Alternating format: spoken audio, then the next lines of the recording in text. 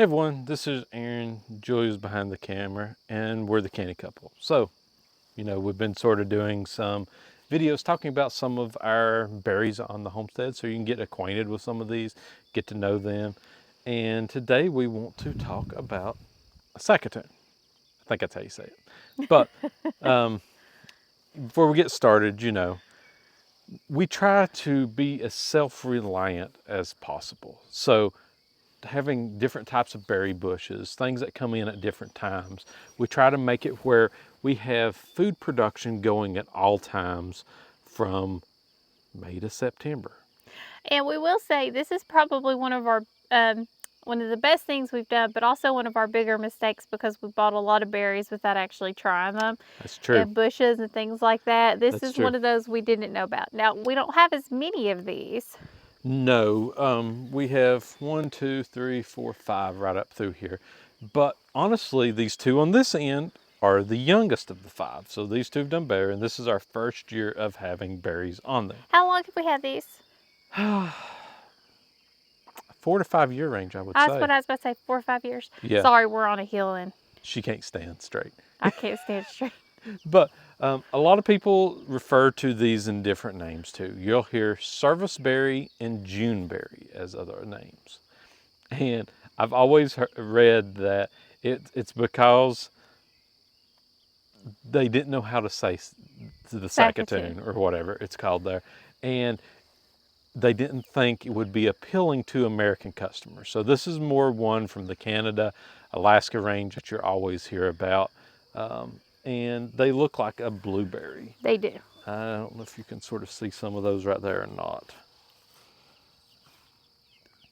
So they do. They're a bit of a, kind of like a bit of a deeper purple. You can see that little cluster right in there. Right. But now they are not like a blueberry. Like a blueberry. They are actually in the apple family. So they're not even in the blueberry family. From what the research shows us. Right.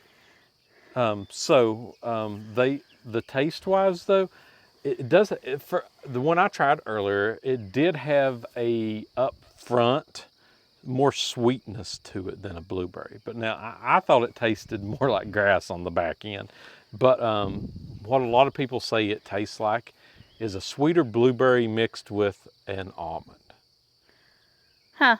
So definitely different flavor profile. Now these, they won't grow in hotter climates as well because they're used to, the colder climates. I think these here were up to the zone 7 range as far as they go, but they do go down very cold range as well. So you can grow these very far north. But what they're supposed to do, they're supposed to be really great at creating hedges. So, yes, well, you can kind of see these are really good hedge-wise. Now, like the honeyberry, are these ones that grow better in honeysuckle area? Because this is a honeysuckle area. Well, it didn't say that. It makes me think no, because it's taken them so long. And where we thought they were more blueberry-ish, or honeyberry, or honeyberry-ish, we thought this area would be better for them. Right. But in all honesty, it would probably have been better if we had those around like where the apple trees were and everything. Or up there and put those blueberries down here. Exactly. Because we've kind of edged this bank on the back side of our garage with berries. Yeah. Those are Erin's responsibility. Yeah, because she won't get near the edge. But our goal was to create a hedge with these up through here against the garage line over here. So you couldn't see it, how it goes into the back over there. But they are definitely different. Would you plant more? I would like to try another different bunch to just make sure it's not that bunch from a flavor profile, and to make sure, because now if you say blueberry and almond, that sounds good together. Right. But what you tasted wasn't. Right. A lot of people say that they are really good for pies and such as well. With sugar. So you think apple family. Yeah. I mean, it makes sense. Oh, blueberry pie. You like blueberry Well, pie. right, but I mean, you know, you think more of apple pie than blueberry pie. Right. So, I mean, they do look like a blueberry, though. I mean, They look exactly like, I most wouldn't people know. wouldn't know that those are not a blueberry just by looking at them. The leaves are different.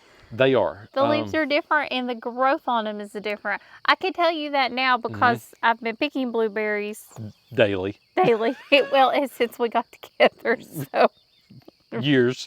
for years I have learned how to do blueberries. I'm better Yeah. at it than Erin is now. Yeah, I could tell, like, if you didn't know, you wouldn't know. Like that one right there towards the back, like that looks like a different color purple. It does. Do they get darker, like a more blue, or just the darker they get, the riper they're supposed to be. I don't know how well these keep. The research said that they don't keep well, so I would think it would be.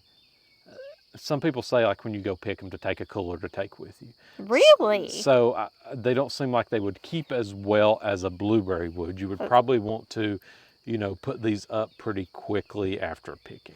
Because blueberries keep in their fridge for weeks, like a month. If you have any experience, leave that below in the comments. We'd really like to know that.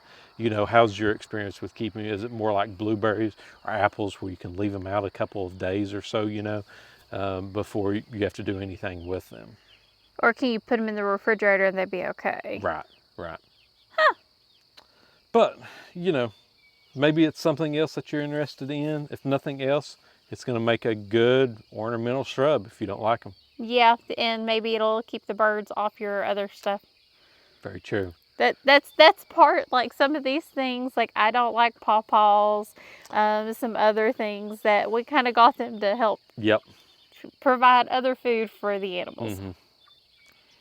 But if you got any comments, questions, you know, you can leave those down below or send them over to thecannycouple@yahoo.com. And make sure to go over and check out our link tree, which has a lot of our other content. And, you know, make sure to follow us on Noster if you're on there. And as always, thank you for joining us on The Canny Couple, where we work hard, live simple, and enjoy life. Have a wonderful day.